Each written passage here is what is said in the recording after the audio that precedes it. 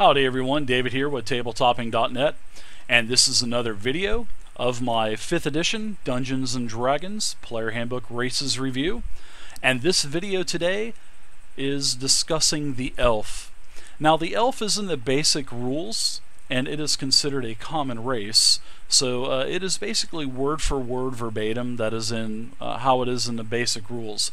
However, there is an additional subrace that is the Drow that I'll be going over as well. So the Elf in the Player's Handbook has 5 pages, and you can see that the art is beautiful, very elvish, with a full page piece of art as well.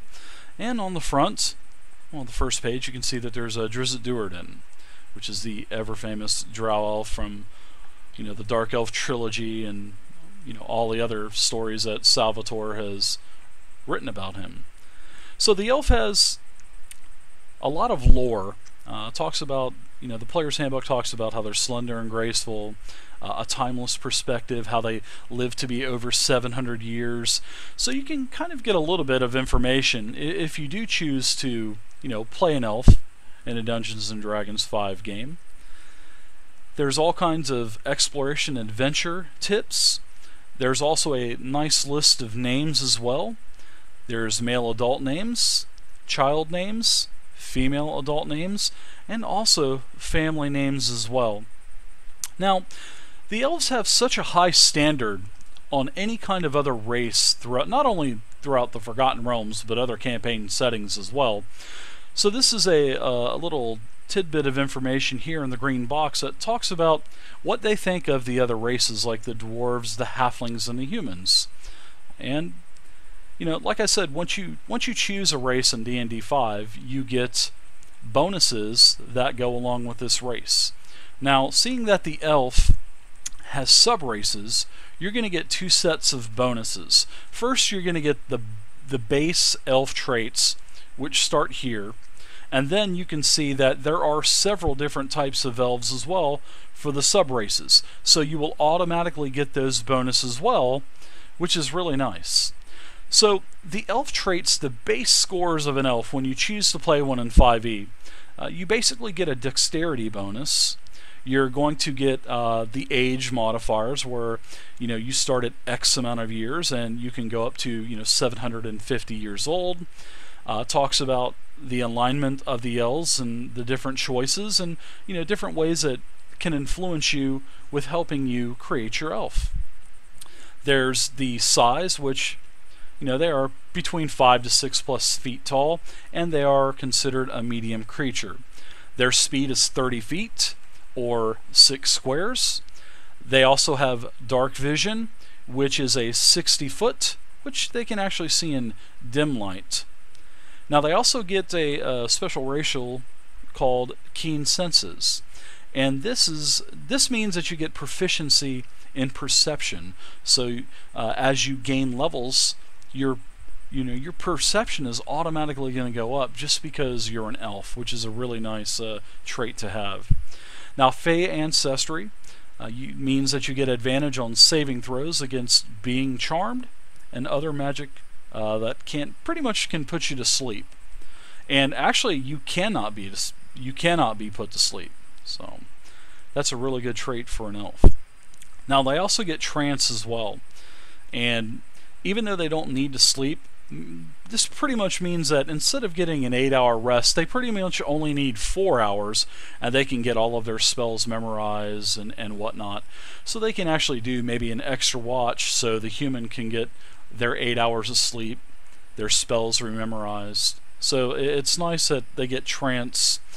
Now, the languages basically talks about how they can read and write Common and Elvish, and they're fluid in those languages as well. Their sub-races, as I mentioned, you're going to get these bonuses along with what I just talked to you about. So the first sub-race is the High Elf. Now when you choose the High Elf, you'll get everything that we talked about, and you'll also get a bonus with your intelligence. You'll also get elf weapon training, which means that you gain proficiency in long sword, short bow, and long bow. Now on the next page, you'll see that they also get cantrip, which means depending on, it doesn't matter what class that you're playing, you can also know one cantrip of your choice from the wizard's spell list, and it uses the intelligence as your spell casting ability for it, which is really nice. So you can be a fighter and take that level 0 cantrip that you want. There's also the wood elf. The wood elf, the ability increase for that is wisdom. You also get elf weapon training, which means that you get the proficiency in longsword, short and long bows.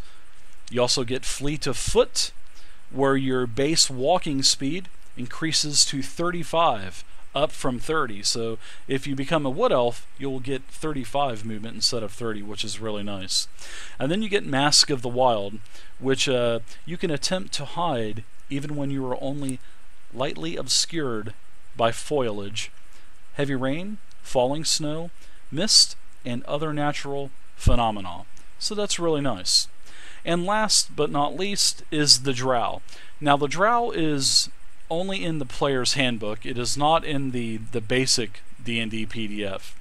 Now the Drow, we all know that that is the race of Drizzt Do'Urden, and they are from the Underdark, and their main city is Menza Baranzan. So when you choose the Drow, you get a bonus to your charisma as well. You get superior dark vision, which means that you get 120 feet instead of 60 feet. So it's basically double. You also get sunlight sensitivity, which is, this is actually can hurt a Drow, because you have disadvantage on all attack rolls and on wisdom perception checks pretty much if you're out in the sunlight, which is, it's a pretty big drawback. So if your campaign does a lot of adventuring outside, that could actually really hurt. You also get Drow magic, so which means that you get the dancing light cantrip. You also get the Drow weapon training, which means you get proficiency with the rapier, short sword, and the hand crossbow.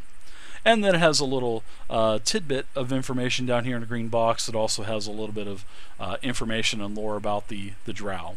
So the 5 pages of Elf is actually jam-packed full of items and all kinds of information that can influence you to possibly pick up the player's handbook for the Drow Elf, because it's not in the basic rules.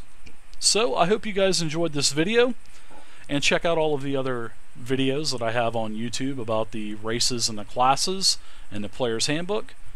And I hope you enjoyed it. Feel free to leave a comment below, and until next time, good gaming, take it easy.